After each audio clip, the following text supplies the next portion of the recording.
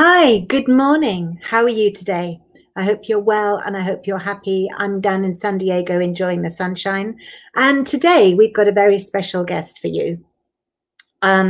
This is My Home Biz Tips, where we inspire, empower and support home-based business owners so that they can find, create and scale the business of their dreams without sacrificing their family or their sanity.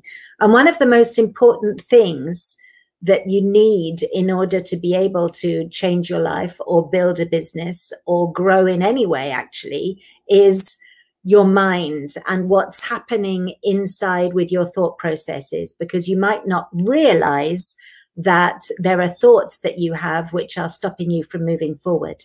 And a lot of business owners actually talk about how running their business made them grow and how the whole thing was a growth process. And you'll find people who've got businesses that are booming are people who have done a lot of personal development work as well. Now, some years ago, I had the pleasure to meet a wonderful lady called Vivian DeGuzman, and she works with mindset in connection with prosperity. She calls herself a money magnet activator. So, ladies and gentlemen, I'd like to introduce you to Vivian DeGuzman. Hello, how are you, everyone? Hi, Andrea. Thanks for having me today. I'm really glad that you were able to come and talk to us today because I know you're very busy. You actually also have a program on the same channel, don't you? Yes, definitely. Tell us about that. Yes, it's called My Spiritual Money.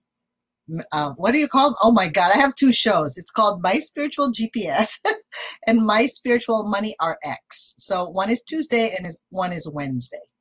Right. So again, My Spiritual Money RX, RX as in prescription? Yes, as in some advice for some people to really find that money flow. Right. So tell us a little bit about what you do. Okay, so I basically have a way to look at a person's body and energy field and see what is blocking them from allowing money to come in, or in other words, be a money magnet, so to speak, right? Finding the alignment in their mind, body, soul, and spirit so that when they're making money, they're happy, they're enjoying it. So it's not a chore because money is energy. So money can come to us rather than us chasing it. And that's the goal of that program, is to know whatever your genius zone is and to be happy with what you're doing so that money comes to you with ease, grace, and flow rather than you chasing this money. Wow, that sounds like the perfect place to be when you're running a business. Yes, because I think a lot of people struggle with getting enough money in to make a living. And yes, and I think a lot of businesses close and people give up because they're not bringing in enough money. Yeah, and like you said, some of it is mindset. But even prior to mindset, there's been programming that's been done by either our parents, our society, our culture, our religion, right? So whatever it is that caused us to believe it as some magical thing that is sometimes not for us, that's just a mindset. It's a not deserving mindset, right? Like, so if you don't feel you don't deserve it, so of course you're not going to have it. It's simple. Right. And I think a lot of that comes from, I don't mean to be antagonistic about any particular faith, but I think that there is the idea of, to be a really good person of faith, you sacrifice. And therefore, having wealth is rude or somehow inappropriate. Yeah. You know, you've got the idea of monks. There are Buddhist monks, there are Christian monks, you know, so I don't think it's one religion only. no, no. And please don't be offended if you are a religious person and you're listening in. I'm not trying to make it, I'm not trying to degrade religion in any way. I'm a very religious person myself. But I do feel that there have been times in history where somehow we've been taught that it's bad people who are wealthy.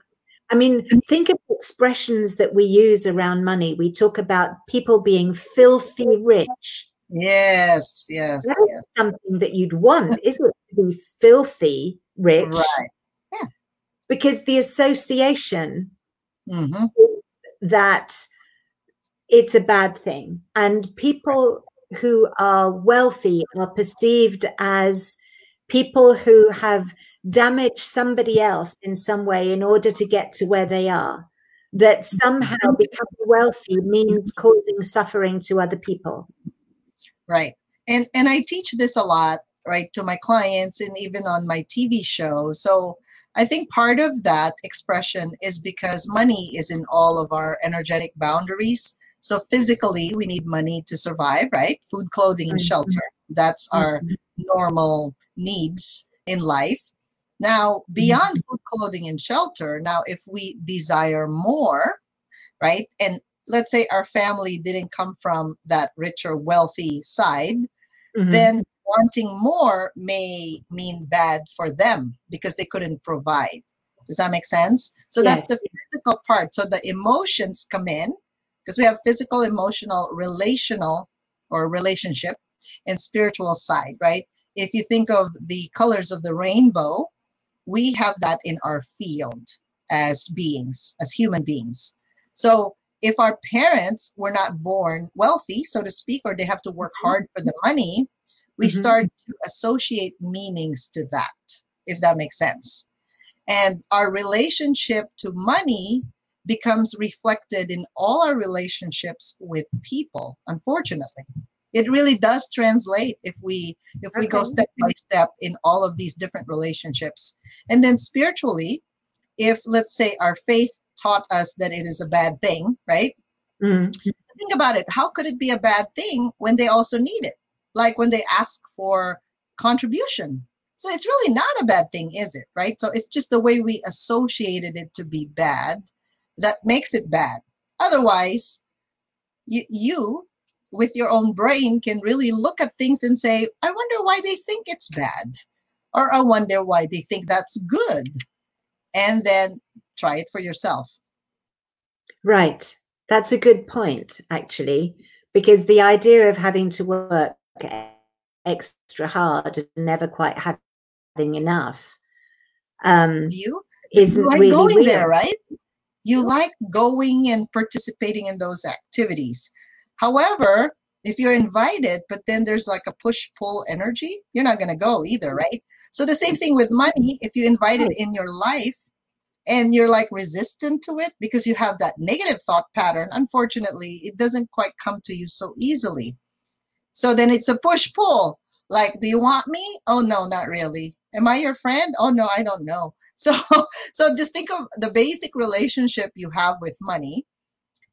When you're upset with it, it does go away. Just like if you're upset with a human friend, they don't become your friends after a while, right? Because you're pushing, the energy is pushing rather than inviting or pulling it in. So that's how money behaves, is it does respond depending on how we think about it, we look at it, the way we feel about it. Right. So your work is about helping people change the way that they feel about it and think about it and respond to it so that they can open up whatever is blocking and the flow of money coming in can ease, increase. grace, and flow. I mean, who doesn't want ease, grace, and flow?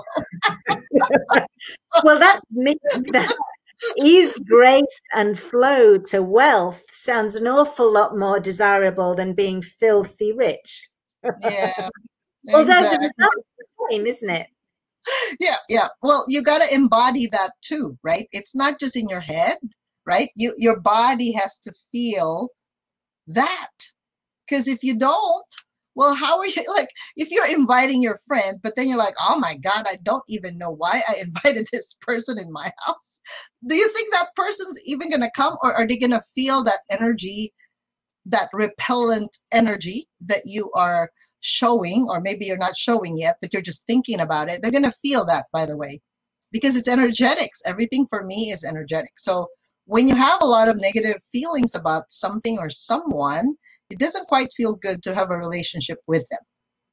No, and it's true. If you go to somebody's house and they're not in the mood to be Yes. sociable, you do want to leave. I mean, not that we can practice that so much now with isolation and everything, but you know, when life goes back to normal, we'll be able to test it, because it is true that the way that you feel affects other people around you.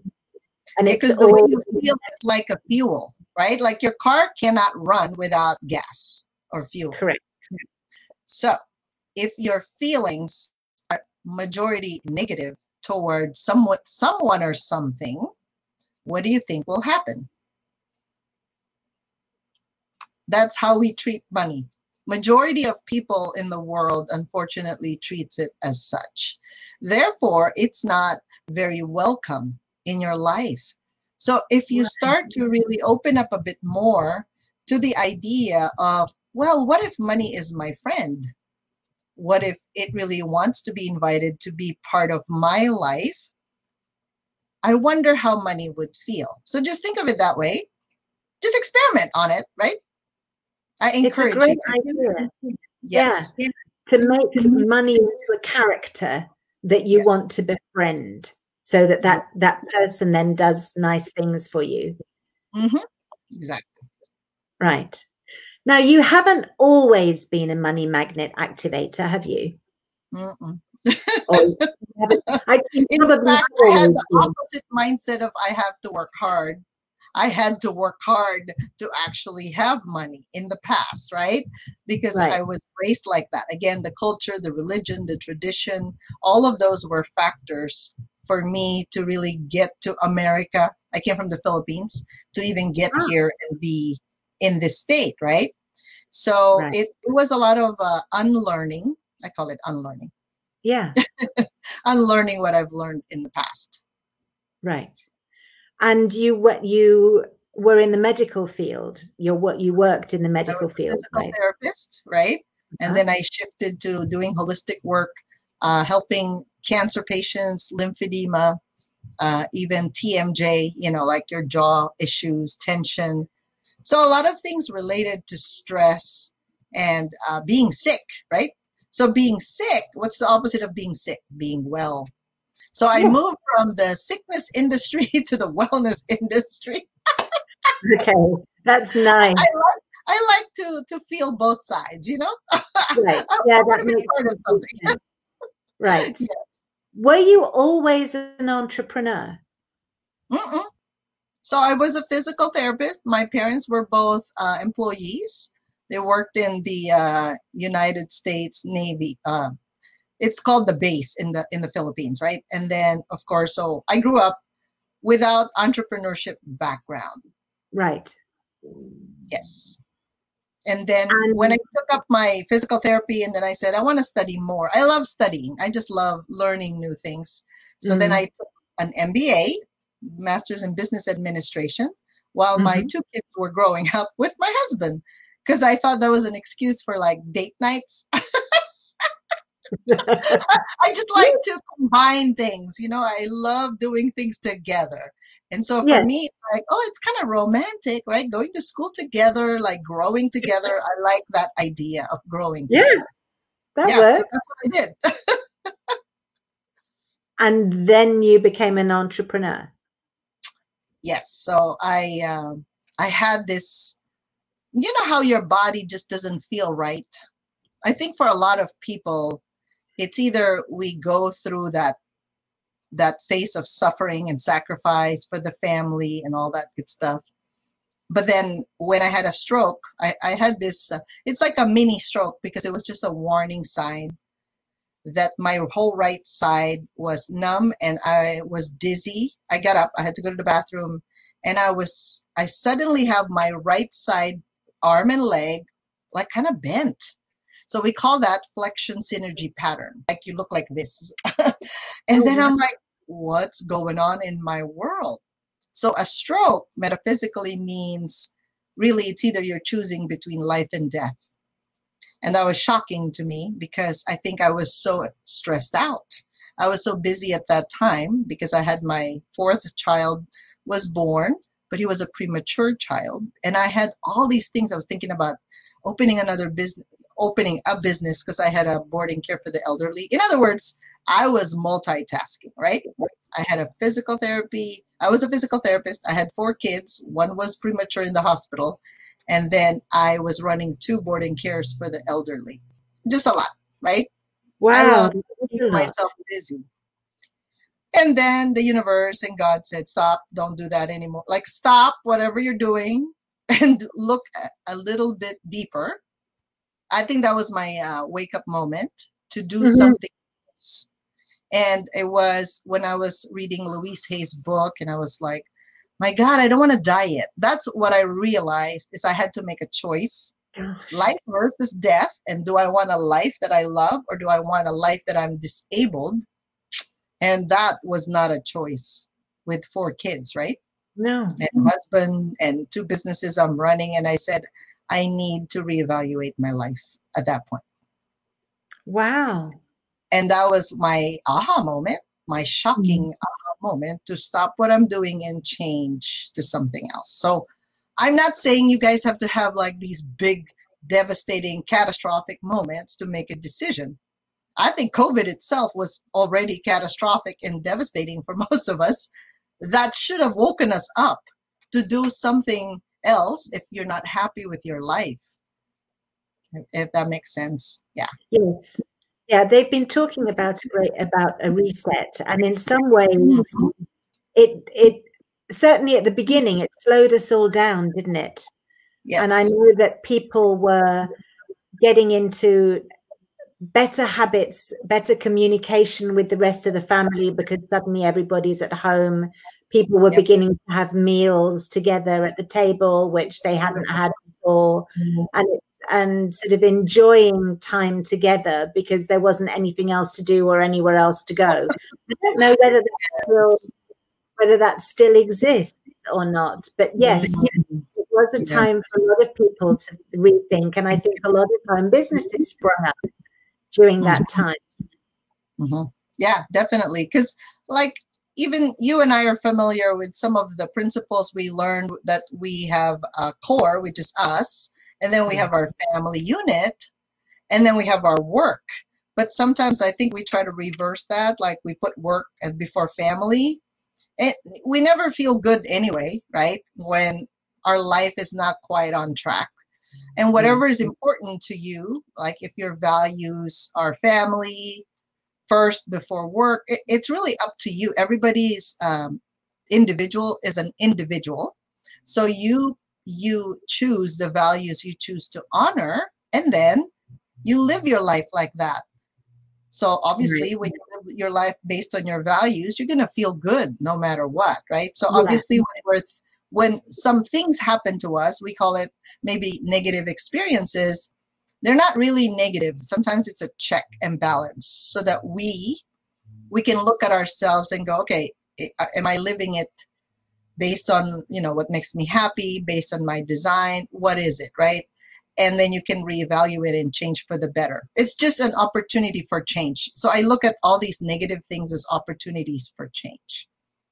Yes, that's an excellent viewpoint. And I've heard many times before that some of the most successful and most interesting businesses come out of recessions, because that's when people actually start to look at what's really needed. And when they come up with a solution of something that's really needed, everybody wants it, so their business booms. Right. Obviously, money is something that we all need in this lifetime, right? In this world, because we need it for food, clothing, and shelter, at least for our basic needs. Interestingly, though, I don't really see a lot of, you know, when you achieve a certain level of success and you're satisfied with what you have, or you feel successful with what you have, or you're happy with it, it's very interesting that you don't need that much beyond the basic. It's just an observation. Right. But I have a lot of admiration for people who push way beyond that point because they see that how much they can contribute. Right. Yep. And I love working with people who are not only interested in looking after their family, but they want to do something else. They want to bring clean water to, you know, places that don't have it, or, you know, medical supplies, and build schools, and, you know. Yeah. And they just have a big heart. Yes. They have a big heart, right? Then perhaps God gave them something bigger for them to contribute to or with, and that's great. And that, I think that's where the flow comes in, the flow of money, right? It's a giving and a receiving. Because it is that, the giving and the receiving, because the more you give, the more you receive. It's kind of like, okay, but I need this thing. Okay, good. God's like, here we go. Let's do this. And then it becomes a good exchange on both sides, or multiple facets. Yes. And I think a lot of people out there are probably thinking, but there's nothing left to give as a gift, because I have to give to the electric company, and I have to give to the tax people, and I have to give to the internet provider people, and I have to give to the phone company, and give to the mortgage company, and give to the car people, and all the rest of it. And there's nothing left afterwards. Right. So we definitely want to help those people, because some of them have got really big dreams, and I really want to support people who've got big dreams. So in running a business, because you had a relatively big business, and then you had another change that had you sell that business and start working effectively from home, right? Yes, definitely. Because again, basing your business on your values, like what's important to you, that was the first thing I really had to sit down with myself and like dream up or come up with, what is this thing that I want out of life? That was my first question. And that involves a lot of deep soul searching, because you can say, yeah, I want money, I want a car, I want a nice house, I want a nice husband, you know, whatever you want, right? Do you really want that? Like deep inside, I had to ask myself a series of questions. So I go, why do I want that again? Why do I need that? So deep inside, there is an answer for you that's just unique to you. And you need to ask yourself, when you answer each question, why, and you're going to go deep with really what you're looking for. Right. Yeah. And not everybody knows what they're looking for, do they? So if people are sitting there now thinking, well, but that's what I want and that's what I feel, it is part of a process digging deeper, isn't it? And getting to that real point. So don't sit there now and think, but all I've ever wanted was this nice big house. What's wrong with me? Because it's a process. Not everybody always knows. It seems as though we know right from the moment that we're born what we want. And I think we probably have a clearer idea then than we do when we grow up. Because we then get distracted with, you know, nice, bright, sparkly, shiny things, and a bigger this and a better that and a faster something else and a prettier this or a younger whatever. And I think we get distracted by a lot of those things. But I think most of us find that when we really go inside to find what it is that we wanted to do, we can remember, oh, actually, I had that idea when I was very, very small.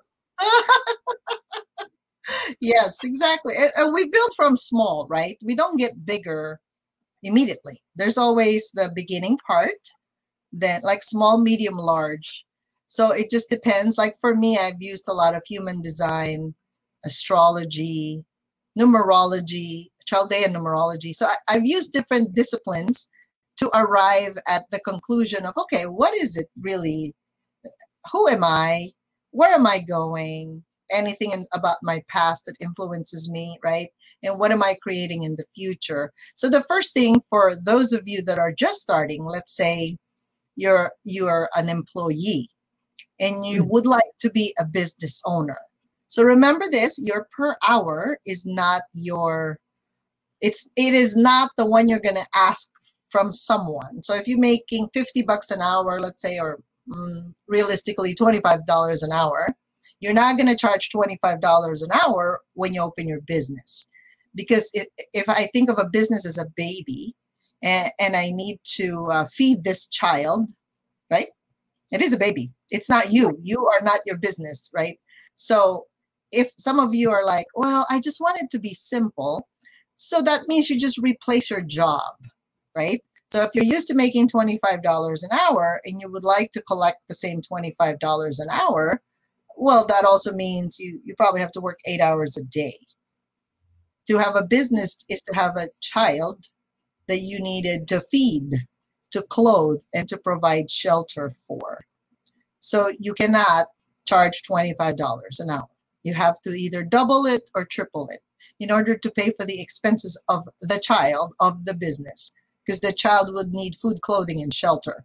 So if you start with that, then again, a lot of growth inside, right? Because you're going to be like, it's been ingrained in your head that you are worth $25 an hour. And then suddenly you're like, what? Am I going to go 50 or 75? Right? So those are that's part of the growth process. Because having the right mindset to start a business, it is having another baby. It's a simple point. Yeah, it is. It needs to be nurtured and cared for, and sometimes it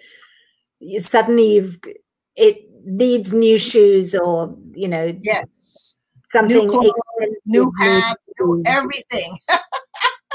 Yeah. Right? New website. I mean, how are people going to know you exist? Right. You have to do marketing. There's a budget for that. So when you're making $25 an hour before and you collect the same thing, that won't work. And that was my biggest fear. I remembered when I was a physical therapist and then moved into running a business, I was almost feeling guilty charging more. That was the first thing. So obviously I had money blocks a long time ago. And then I realized, oh, I can't support this business if I charge the same amount because I won't pay myself. And that was the biggest mistake that most entrepreneurs make. They don't pay themselves because they're feeding this baby. Well, if a mother doesn't exist to feed her child, tell me what happens. So I'm breaking it down to that analogy, right? That's a very close relationship to us. So what happens if you give all your energy to your child and you don't have anything left? You don't have anything left. Yeah, you get stressed out and conked out, and eventually the child suffers. Yes, and because you get upset and you're hot-headed and you yell. That's what happens, right? So we need to shift the mindset if you are going to be an entrepreneur, because it takes a lot of time sometimes. Well, some people take a short time, but if you've been working, let's say for 20, 30 years and suddenly you want to build a business, you have to shift something. Something has to change. It cannot just transfer. I wish it's like magically like a fairy dust and I would just do this and go quick. Like the next morning you're like, oh no, I'm not this person anymore working for this company. I'm now the boss of my company. Those are two different hats and it requires different skill sets. And I think that's why we get too hard on ourselves, especially women. Like, I should have figured it out. Why did I even change my job? Come on. Give yourself time to heal and release all the old stuff and then create something new. Really, that's the key. Can you overlap? I mean, can you start your own business while you're still employed by someone else? Yes, definitely. You could do that too. And it's like riding two boats, right? So it just depends. If your business starts to take off and the boat goes faster, then what happens to your legs? So I'm creating a physical analogy so you guys feel it, right? What happens if one boat goes faster? You're going to stretch, right? So you may have to have a milestone, right? When I make this much money here, then I can release this other job. So I can be here in my new role as a business owner, rather than spreading myself too thin or doing a splits, because eventually you break yourself that way. Right. So is there a magic number for that, do you think? The magic number is once you actually, I think I heard this from a coach in the past and I forgot who, but you need to be able to at least make half of what you're making already. And that's the safe exit from the job. Right, So, because you want a little bit of incentive as well, don't you? It's like, I'm only making half, I've got to make some more. So I'm now going to focus all my attention on my new project. Yes. But I can see advantages from a financial point of view of having the security of an income when you first start. Yeah, definitely. It is the security, right? Like what's safe to you. Security is safety. So if money for you is something that makes you feel safe, because it takes a few things to learn, right? There are skills to run a business. It's not just, oh, I'm good at what I do. Okay, so what? Are you good at producing slides, producing content, or are you good at sales? Are you good at marketing? Are you good at business management, right? Or are you good at the financial side of it? Or are you good at donating certain things? So there's so many aspects of the business to run that if you think you can do it all, that's the reason why you have coworkers. Because if there's like 30 people in your company and suddenly you are the company, think about that. So people kind of underestimate like what is business ownership. It is more than one person in a department. And if you really would like the capacity to earn more money than what you're making, right? Because in a salaried employee job, even if you work hard, even if you're good at what you do and you take more skills through seminars or webinars, you're only going to get paid the maximum amount that your company will pay you. That is the max. There is nothing beyond that. Correct. When you have a business, it's a different story. However, you also have to fund the other departments. Right. So you could have a marketing department and a bookkeeping department. Those are often two of the departments that I think people start off with earlier than the others. Because marketing is so important. And then, you know, if people you're need to know what you're doing and what you're offering. Exactly. They need to know you exist. And then if you're making money and you need to invoice people, you've got to have someone looking after making sure that you're getting paid to do things. Right. And luckily, nowadays, it's really easy to find people to join your group or your team for relatively inexpensive starting points, I think. Yep. And that's one of the things that My Home Biz Tips was created for, to support people with all these other steps, because you're not, if you're an expert in a certain thing, you're not an expert in the other things. In everything. Yeah, definitely. Yeah. Like stay in your lane is what we call it. You have to stay in your lane. Right. And from being around you, I've noticed that there are certain characters, certain characteristics or character traits, if you like, that people have that make them more likely to be better at doing certain things, right? So you can choose in your business which bits that you like to do, and then find someone else who enjoys the other bits. I mean, there are plenty of people out there who love numbers, who are great at doing bookkeeping and accounting. And there are other people who love communicating and sales, you know. So there's always somebody who will really enjoy doing what it is you don't enjoy. Definitely. So that you end up with a group of people who are all loving what they do. Exactly. And if you have that, well, it starts with the leader also, right? If the leader loves what they do and then just knows where to drive their lane, then the other people can do their job well. And then it becomes this beautiful, we call it the well-oiled machine that just everybody contributes. They're acknowledged for their genius zone. When you're like that, then of course you're happy, right? Because there's a lot of positive reinforcements happening in the group. And then of course the clients want to work with you because the whole team is also communicating with one another, and the right hand can see what the left hand is doing, and then they're not clashing. Can you see that clashing? Yes, definitely. And then how do you fit the other parts of your life in? How do you fit your family in? And you've got 4 children. I've only got 1. Sometimes I find that difficult to juggle. So how have you made that work? So fortunately, I have 2. One graduated in college. The other one is about to graduate in 1 to 2 years. She likes to change. And 2 little ones, right? So I put it on a schedule. And then I usually during like this holiday season, we start to have a little family meeting, you know, when we have our vacations, and we start to ask them, because, you know, children change and their needs change and their wants change. So you ask them what's important to them so everybody feels heard. And then in the past, what I've done is really schedule appointments even with my children. Like my girls like to hang out, you know, either go shopping or just go hang out at the mall, do something when pre-COVID. So I would ask them, hey, do you want to go out with me this month? And then I'll put them on the schedule so we understand. There's an agreement on when we're going to do that.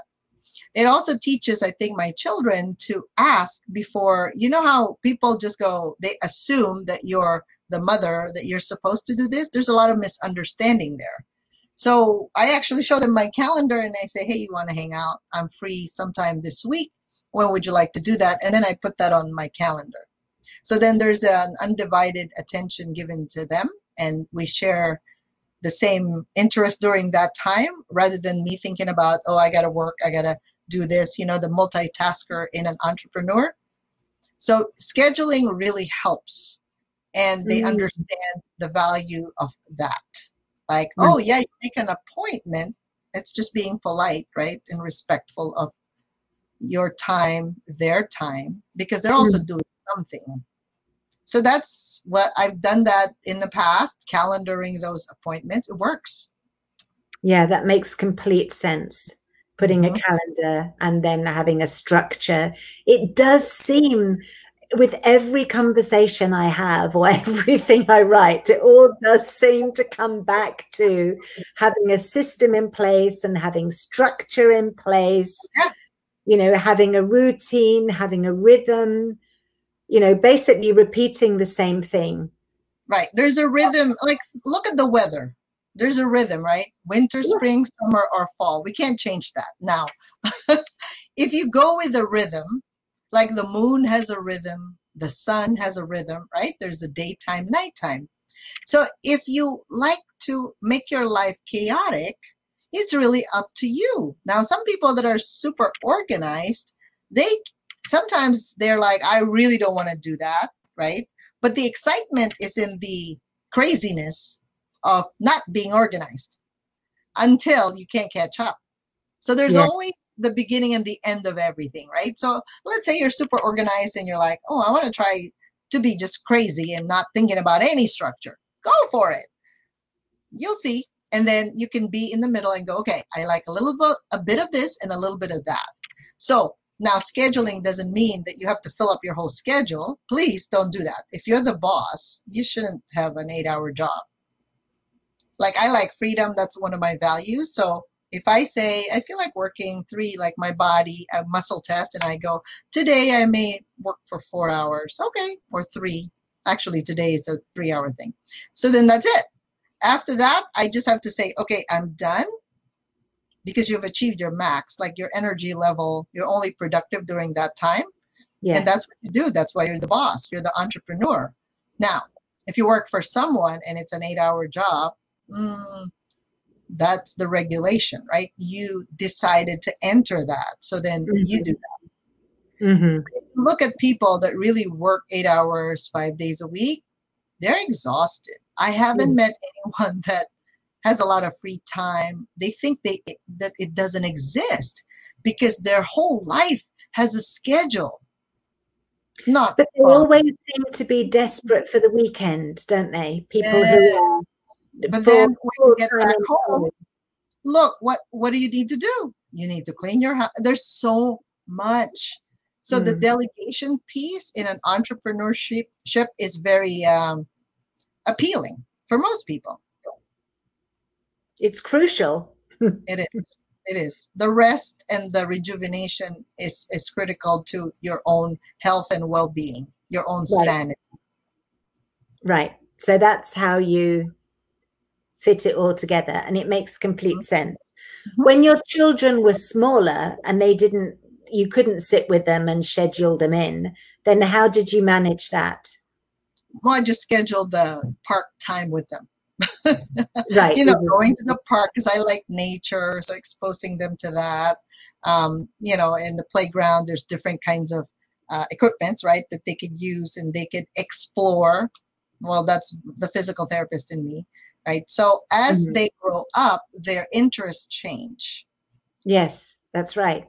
As your business grows, the level of your commitment to your business also changes. Believe it or not, the bigger you grow, as you get into the 6, 7-figure or 7-figure mark, what happens is you start to delegate more and you stay in your genius zone. Whatever you're good at, you just do that. And the rest of it, you give it to people who love that department. That's the key to success, right?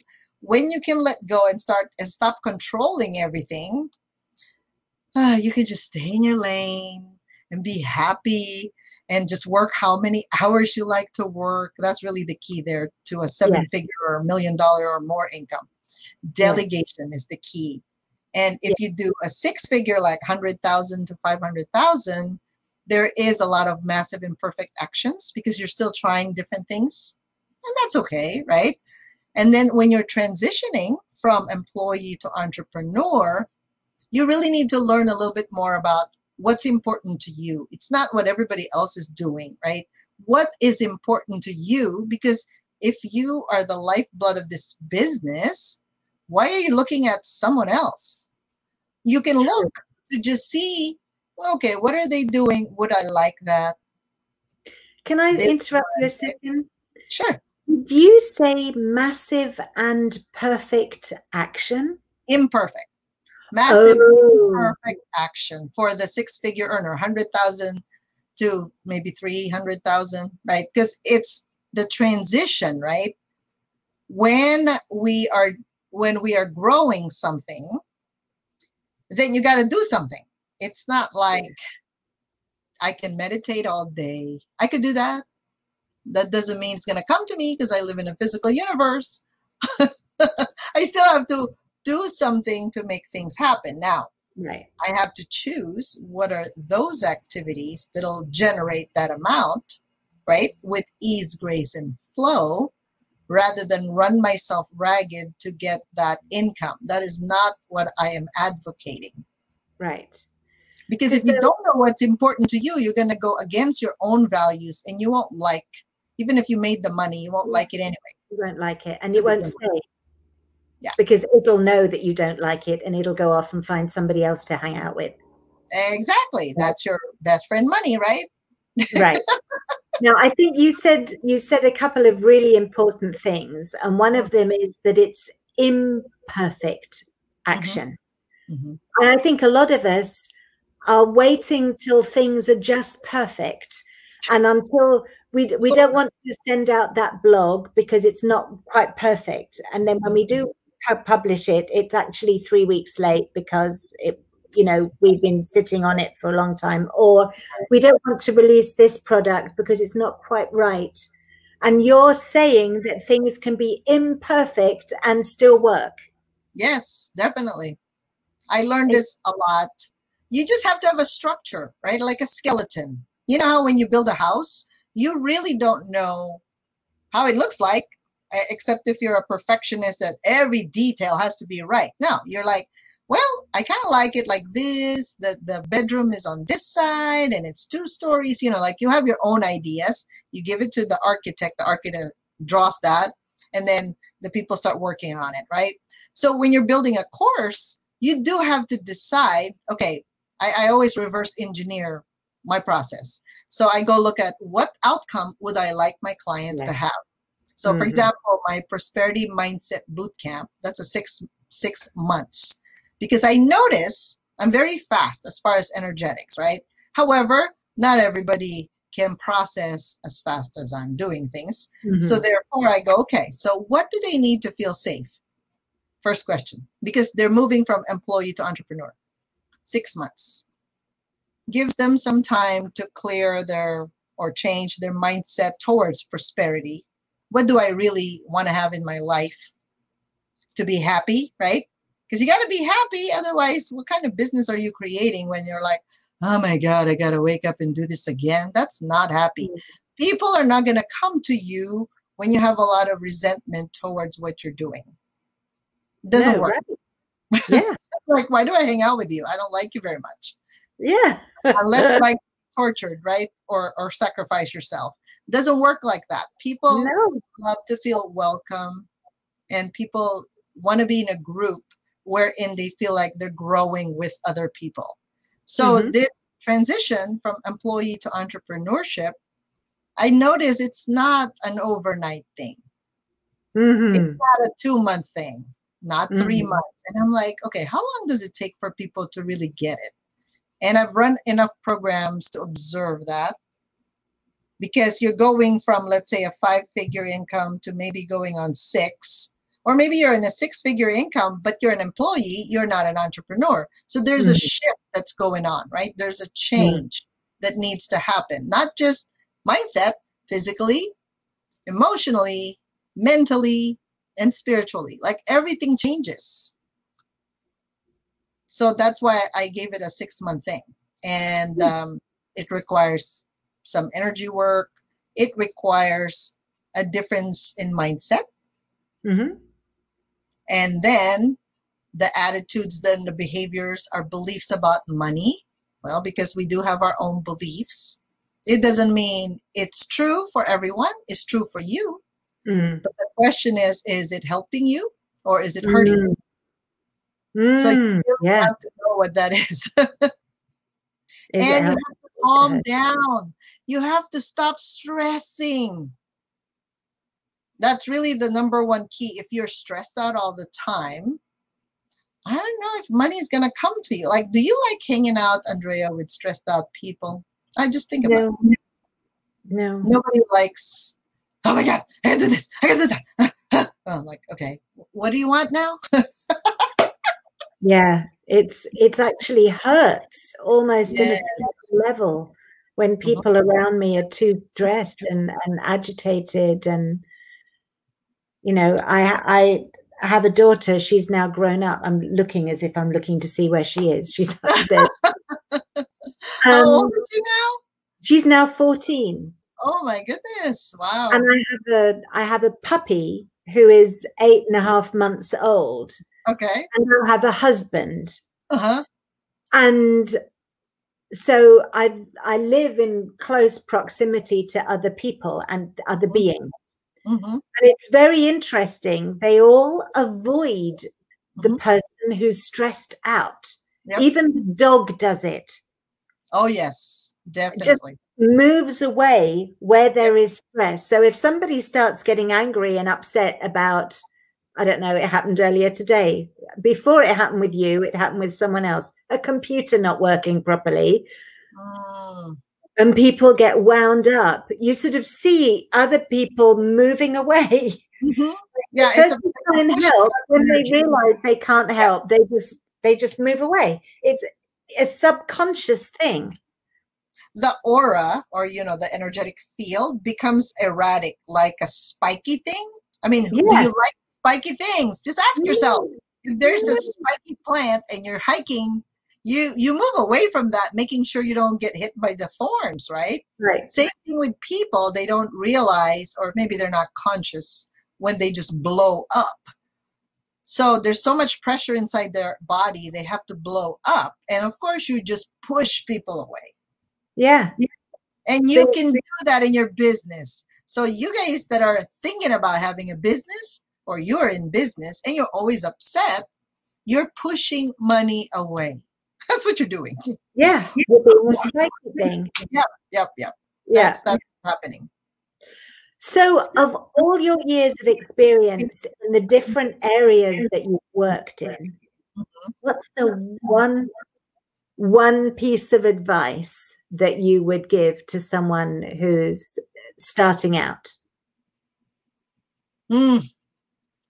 That's a hard question for me, right? So if your question is, how do you become a money magnet? Sure. Okay. So again, if you think about money is energy. Yes. And if you can receive it with ease, grace, and flow, you can have it. So that statement is loaded, right? Because mentally, you have to be able to receive. Yes. What you're saying sounds backwards, because it sounds as though someone has to give it to me in order for me. I mean, I think that someone has to give me something for me to have it. But you're saying I have to be able to have it in order for somebody to give it to me. You have to have a container. So if you don't have any offer, well, how are people going to exchange money with you? So even if you have one container, one offer in your business, and you make that, like once you make it, that's that, right? Yeah. Rinse and repeat, so to speak. So you can have a very simplified business with one offer. So you run, let's say, a group, or you want one-on-one. Obviously, if it's one-on-one, it's just going to be limited to just one-on-one interaction. It doesn't matter if you charge $500, $1,000, $10,000 for your hour. It's still one person, limited to the time, right? Versus group that you can fill it. Now, obviously, your container depends on your capacity to exchange that information and energy. So if you can receive, because you have something to give, all of us have. Whether we went to school, we didn't go to school, we have experiences in our lives. You can help someone, but you have to receive. So a lot of people that give advice or just help people, they just like to help. But then if somebody wants to help them, they're not open to that. So money is energy. So if you're not able to be open to receiving, you can't really have money, unfortunately. Yeah. Asking for help is a really big thing. Yeah. Yes, that's that. Yeah, that's perfect. That's perfect. So we've talked about how our thought processes and our experience and our feelings control our action, which affects the outcome of what's happening. Yes. And how, in order to be able to grow our businesses and indeed develop our lives, we need to be able to receive the things that we want, which could be other things, couldn't they? I mean, if one were seriously overweight, couldn't one want to receive weight loss and a nice slim body? If one had a physical issue that was a problem, couldn't one want to receive perfect health or almost perfect health, that kind of thing? Yes. Okay. So you can apply this information in lots of different circumstances in life. Right. Thank you for that. That's really valuable and precious. Before we go, I believe you have a gift that you'd like to give to the audience of today's show. Yes. So for this particular group, I know that they're probably interested how to clear their money blocks, right? Yeah, I should say so. Definitely.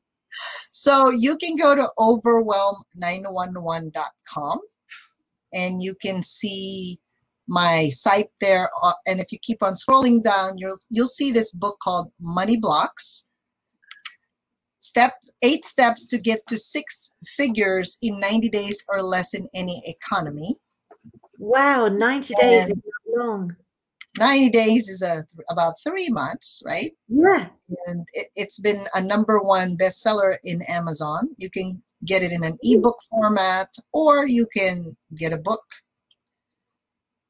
Right. And that's linked on our website, actually. On our website is a little section about you. It has your picture, little biography, links to various places, and the link is on there. So our website is MyHomeBiz.TIPS. And you also have your own website, don't you? Which is VivianDeGuzman.com. Is that it? Okay, yes. That'll be on the screen in a second. Yes. Right. So that's where we can find you. Definitely. But you're saying that the book, what was it called again?